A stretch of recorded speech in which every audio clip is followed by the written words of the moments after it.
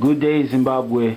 Welcome to Today Issues, an enlightening show where we talk about the political, economic, and social issues of the day. Today in studio we have Mr. Tendai Kwaramba, a political analyst, a socio-economic commentator, and a businessman. Mr. Kwaramba, welcome to the show. My pleasure. Today we are going to focus on Command Agriculture. This is a policy that was introduced by the Vice President, Dr. Mnangagwa, and many people have been wondering what Command Agriculture is. So Mr. Kwaramba is going to explain to us in detail what Command Agriculture is. Mr. Kwaramba, what is Command Agriculture? Command Agriculture is a life-changing policy which is tailor-made to revitalize the economy of Zimbabwe. We can coin it or define it as maize production and input substitution scheme, which was promulgated by His Excellency the President, borrowing much from the prior presidential input scheme, which is aimed at providing inputs to farmers so as to reassert Zimbabwe as the breadbasket of Africa and probably the world. I know this policy has actually started. What has been done so far? In line with this policy, many strides have been traveled. It's a journey. So far we've seen this year being the maiden year of this policy, but we've witnessed 1.2 million hectares of land that has been put under the Command Agriculture, with an expected output of 2.7 million metric tons of maize. And with this 1.2 million, 159,000 hectares is under irrigation scheme. It's irrigated land. So we have seen the commitment to increase the output coming into the next season to 2 million hectares of land under this scheme, which will transit to 4 million metric tons of maize under this scheme, and about 300,000 irrigatable land. And we have seen the government of Zimbabwe up to today have began the process by importing irrigation equipment from Spain. Mr. Kwaramba, who is funding this Command Agriculture? I know Zimbabwe is facing a liquidity crunch and a lot of economic hardships. So who is funding this Command Agriculture? I'm hastened to say that from some quarters or schools of thought, we can say that Zimbabwe is facing a lot of challenges. But for me, we've come out of the doldrums and we've soldiered on. So this is a national program which is funded mainly by the government of Zimbabwe through the Treasury and the Ministry of Agriculture respectively. But however, we have various cooperating partners within the Command Agriculture scheme. Thank you very much for that. Can you also tell us about the sustainability of this policy?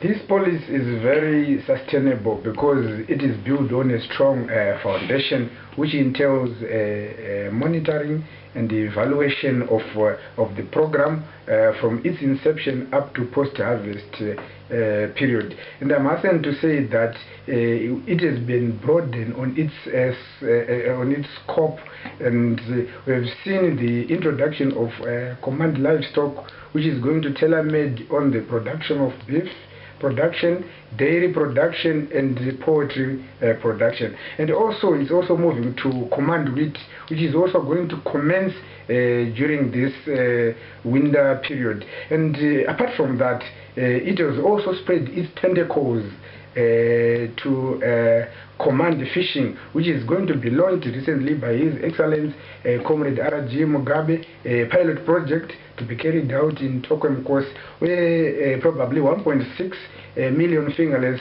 will be poured into Tokwemkos, and it is going to look at all communities, individuals who are near any water sources. So the policy is very sustainable, and they've seen greater strides and improvement.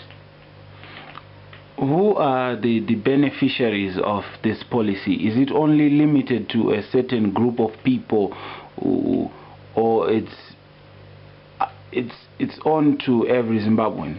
Like I have alluded on prior, this is a national program. So the sky is the limit. Whoever wants to get into the board is a beneficiary of this program. So we are looking at various codes and the clusters, starting from communal farmers, A1 farmers, A2 farmers, research and training institutions as beneficiaries to this project, notwithstanding or not renegating farming cooperatives, youth organization, women in farming organization, even religious organizations. They are also part of this command agriculture. So the ball is in a court for somebody to come aboard and walk the talk. Yes, Mr. Kwaramba, this is not the first time that we are talking about command agriculture in Zimbabwe. I know in 2005 command agriculture was talked about and it was being steered by Dr. Gono, but it later on died a natural death. What can you say is now different in 2017? Come 2017, the cabinet of Zimbabwe, they had a renewed commitment to the breadbasket status of Zimbabwe and trying to end food shortages and insecurity of food in sub-Saharan Africa. So they've come with this policy and with the political will and the total commitment to this policy. So the political will and commitment is a new paradigm, especially as this policy is concerned. So we are going to see an interministerial committee or a delegation headed by the Deputy President of Zimbabwe, Comrade Mnangagwa, and other various supporting institutions and the allied industry, pouring their ideas, their innovation into this command agriculture scheme. So definitely this time failure is not an option.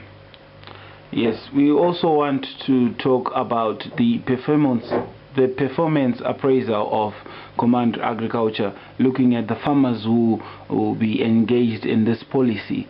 Do you have strategies or procedures that are in place for performance appraisal? Yes, we've got various strategies and mechanisms through our various government departments, especially the Department of Agri-Tech, which are doing evaluations on the farmer's capacity and skills to carry out this command agriculture. So the farmer is given inputs in line or in tandem with the amount of acreage he or she can be able to implement or to plow. So there are various mechanisms that we are using in order to assess the capability and the expertise of a different farmer. And apart from that, we are also providing training and education facilities and agricultural consultants, extension consultants to farmers, so that we see to it that this program is a success. Like I have alluded earlier on, that failure but is not an option.